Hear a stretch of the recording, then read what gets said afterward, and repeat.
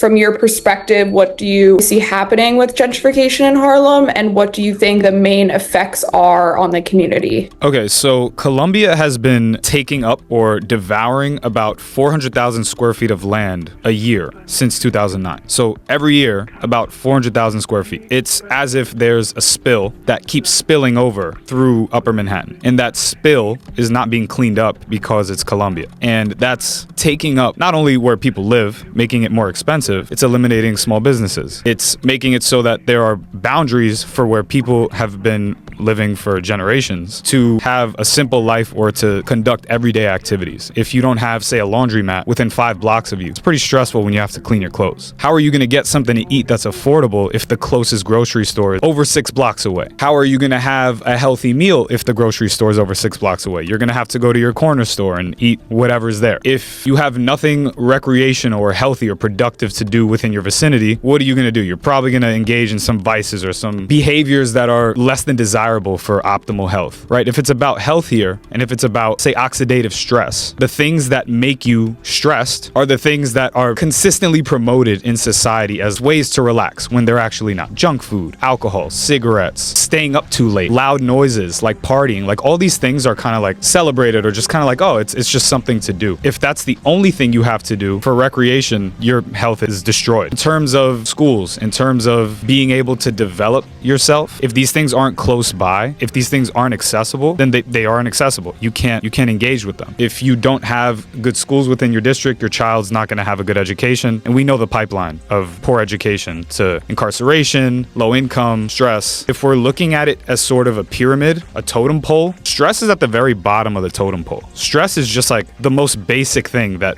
people are going to experience when they live in a place that is not optimized for them. Their health is going to suffer no matter what. If we're talking about exhaust and fumes and the sort of effects of environmental degradation, the residents of Harlem are experiencing that first. If we're talking about being able to have like a good night's sleep because things are too loud, like it's all these little things that combine to make people stressed out. And I think people think of stress a lot of the time as just kind of like thoughts in your head or like words of like, oh, this is really overwhelming. But stress is a physical phenomenon. We hold stress in our bodies. I said oxidative stress before because the cells in our body are literally destroyed by stress, by these environmental factors. And so when people in Harlem are trying to live a normal life, like I said, have their kids go to school, enjoy a weekend, after school programs, like simple stuff, go to work, they are not able to do that. It's not only because of Columbia. It started with a lot of the urban planning and the way Harlem was designed and the way Harlem was intentionally kind of fractured. Of course, you can thank Robert Moses for a lot of the kind of design of the streets of Harlem, the parks, how certain parts are either food deserts or transportation deserts. There just aren't ways to really get around. Day-to-day activities, if we're talking about stress, are the most stressful things. When it comes to the bigger stuff, trying to put your kids in college or trying to get a lucrative job to afford rent, I mean, those are so far out.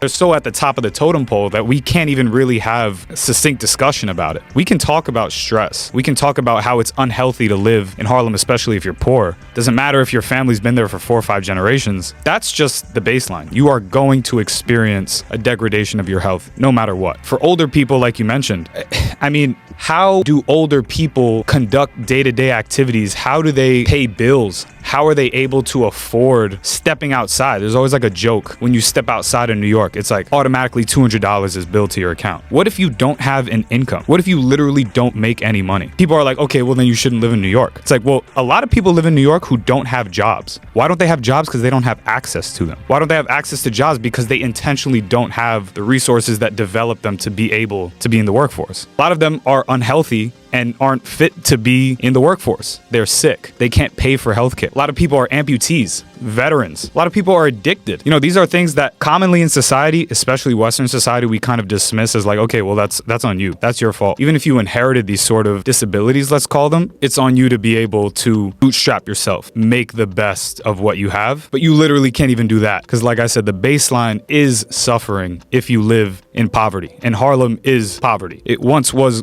glory and greatness, but it has become a shell of that. And that shell is even becoming overtaken and perverted, mostly perpetuated by Columbia University. Coming in as researchers, how do we work with the community to reduce that stress?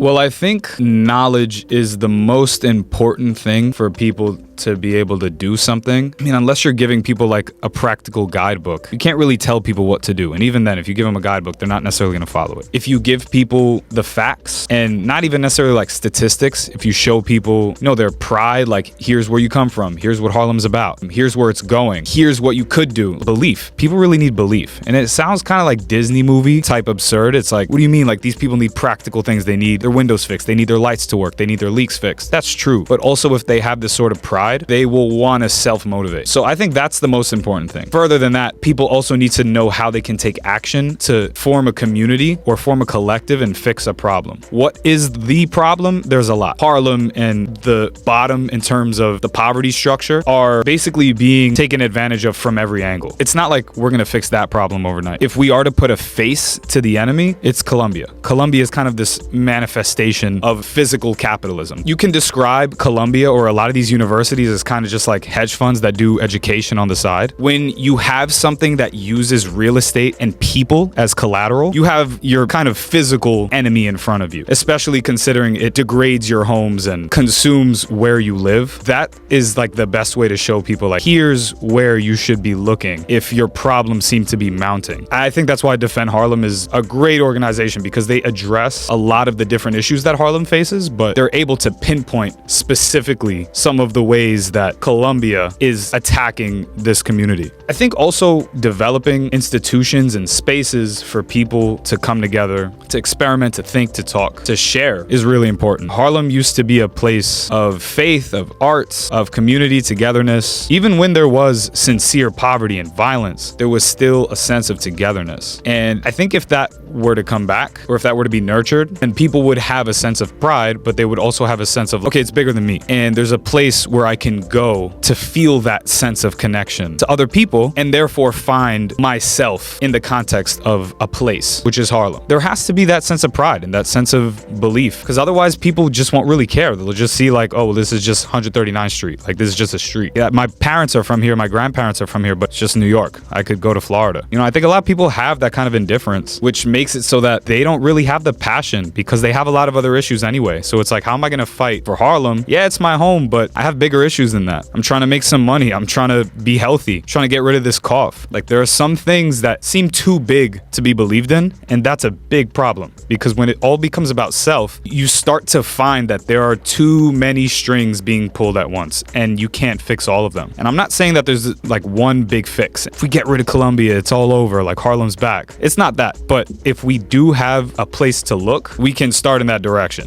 What do you think would be a good approach to actually gain trust, since, we're coming from essentially the Death Star? Got pretty close to some of the organizers who created Defend Harlem, which is an organization that raises awareness about the encroachment of not only Colombia on Harlem, but rising rent rates, the breaking down of some of the cultural institutions and some of the fixtures of Harlem, which is mostly done, in my opinion, through breaking down housing. When you break down housing, when you make it expensive, everything kind of falls apart. So that's what Defend Harlem really expresses to the public, is Harlem is a international sort of historical icon that is composed of people. And if people cannot live in Harlem, if the people who have a sort of grounding and a rooting in a place, and if those people cannot live there, if they are uprooted, how is the place going to exist outside of the name itself? So that's sort of what Defend Harlem is all about. Places aren't just, the geography. Places are the people. It's all community. The composition of the people, the demographics have changed, but also their behavior has changed. And also the geography, we'll talk about that, has changed itself. And it was also by design, physically designed so that the people are split up. Morningside Heights, where Columbia is specifically, is like isolated from the rest of Harlem. You mean by like streetwise or everything? The way that Morningside Heights was designed, because it's an incorporation rather than a neighborhood. So the way they designed the incorporation is that it's elevated. Morningside Heights is a border. It's a physical geographical boundary separating eastern Harlem from the western portion of where Morningside Heights is. And then to the south, you have the start of this hill. And then to the north, you have the dip of the hill. So Columbia and Morningside Heights is physically on a moat from the rest of Harlem, which it sounds kind of just like, oh, well, you can still walk there. It's not like there are any gates, but these geographical borders are very much what builds neighborhoods. That makes a lot of sense. And, assuming that we are, engaging in good faith and we have good intentions, How do you think we'd be able to actually make that connection in the community? Well, because you're there, people are usually going to assume good faith. And I think if you act in good faith, like people can tell. But especially because you come from within the Death Star, people see that value. They're like, okay, well, we have a man on the inside. And in fact, that a lot of these protests, a lot of people involved are either students or graduates or people that have a close connection to the university. So you wouldn't be alone. There's a lot of people who kind of know that are within the institution that are able to provide insight, have different connections. And your perspective is really valuable because it's like you come from within. That really is something that we can't really imagine, but it's really valuable. And people will not only respect that, they'll kind of seek that connection because there's value there. I also do think it would be important to make it clear what your intentions are, because like I said, people might assume good faith. I know I would, but if you make it clear, like, hey, we're trying to see how we can help y'all, they will accept the help.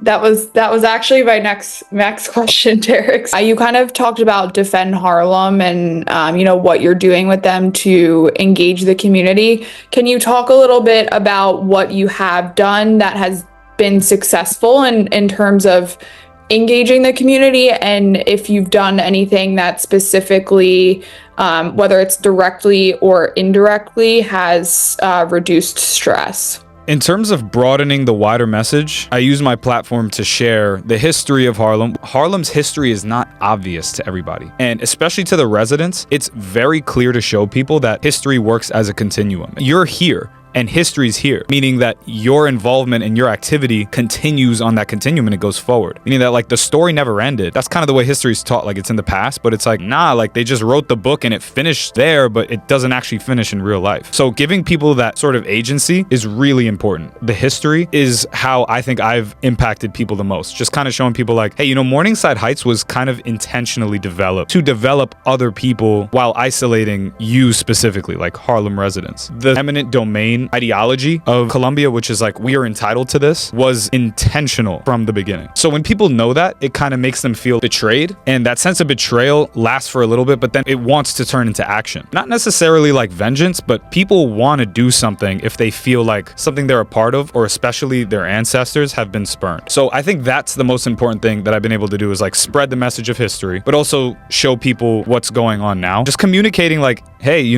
there is something happening here and people have been trying to stop this for decades. I know when I released a video about this for the first time, it was split in half. Some people were like, yeah, we've known this. And then other people were like, I had no idea. The dichotomy is between people who have been there, who have experienced it. Their efforts were not washed away, but we're here now, so it's still going on. And then the people who live in Harlem, who are usually younger, who just have no idea. And they're like, well, if I had known this, I would have had a totally different attitude about how I go about my life. Maybe their appreciation changed. And in terms of health and alleviating the sort of stress, it's interesting because stress kind of works bi-directionally. Stress can either motivate and kind of lubricate the machine of doing things. Like when you sit down, you have a cup of coffee and you work at the computer, you're super stressed out. Like your leg is bouncing, like you're super jittery because you want to get stuff done. But at the same time, you're getting something done. So that feels good and the effort starts to feel really good. But if you have this sort of stress on your mind and you can't do anything about it, that feels really bad. So it's bi-directional when it comes to what's happening in Harlem. It's like, well, what can you do? You can spread awareness. You can be more mindful about your activity. You can be more intentional with your behavior. You can engage with your neighbors. That's what I always tell people to do. I don't have all the answers. And if I were to sit down and develop a campaign strategy, that's one thing. But I can tell you that what works every single time is being more intentional and engaged with your neighbors, because that's the community, like your boots on the ground. You can engage and build up that way. Harlem was built on community. So if you just kind of develop that, it will succeed. And the other way to do it is like, well, if you want to get involved with the movement, there are ways to do that too. You can come to meetings. You can tell people about the meetings if you don't want to go. You can bring people who you think are influential to the meeting. You can take steps towards action based on what you learn at those meetings. And I think giving people action alleviates that stress. Like if I just gave you a cup of coffee, I told you to sit down, do nothing in a dark room, you'd feel agonized. But if I gave you something to do, you do that with intention, it would feel really good to do it. So I think giving people the context and the history is the most important. They kind of say like in hip hop all the time, it's like knowledge of self is key. And why is that? Because if you know where you come from and if you know who you are, you can do something with that. You're given the key to the present. It sounds like super zen, but like that's the present, the gift of life, is that you can do something with it. So when you give people that, it motivates them. When you show them that their community is the value, they build that up as well. Unfortunately, I've noticed in Harlem that that sense of community has been broken down much like the rest of New York. But I think that if you give people that sense of belief, which is what I try to do with my writing, with my videos, with my organizing efforts, I just show people like there's nothing too small scale. And if a person in front of you is with you and you're in Harlem, you too are Harlem. And that's where it all starts, and it gives people something to do. And that's what we really all want at the end of the day, is something to do. We want to feel important. That was great. I noticed when you were talking about stress, I think you were describing what we call allostatic load. Allostatic load is the combined historical stress, past traumas and everything, and how it impacts your physical health. You're right. People think stress is just, it's just a feeling.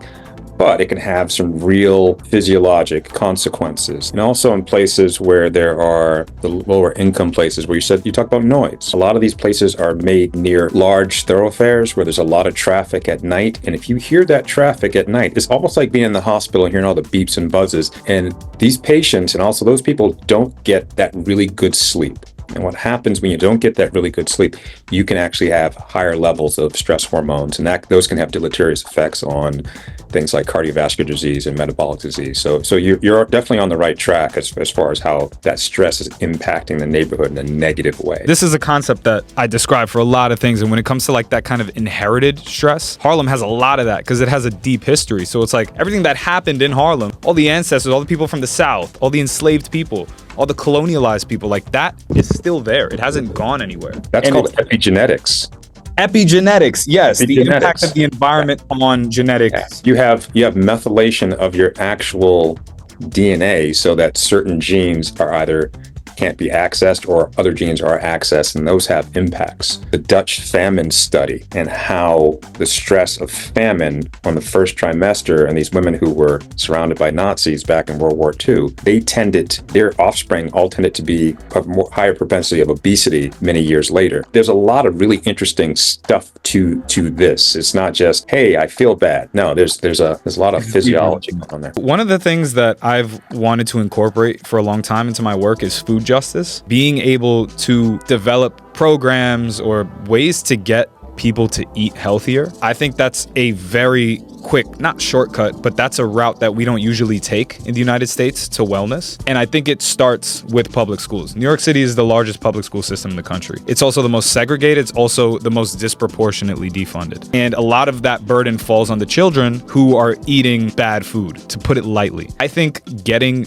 people, and in this case, children in Harlem and some of the elders in Harlem to eat healthier would really fix a lot of issues. And I think for a while it sounded really trivial. The wellness thing is like really big now. I think people are realizing it's like it wasn't just mumbo jumbo. This was like the big conspiracy for a while. It's like the corn lobby, like people eating high fructose corn syrup and cereal and chips. And it's like, wait, no, that was bad. It wasn't just people on yoga mats saying eat healthier because your spirit's nourished. It's like you are what you eat. It was always true. And I think that's a really good way to get people to live better. It's expensive, but that's also by design. If we can reframe that to be more accessible, I think a lot of people will be better off. I really do think that would fix many of the issues that people in the US face. Yeah, food insecurity is a big thing nationwide. I suspect that in places like Harlem and in places like Chicago and those areas in Philly, it's probably a little bit more intense. The bodega is expensive. And I remember when I was growing up as a small child in Boston, Roxbury in the hood,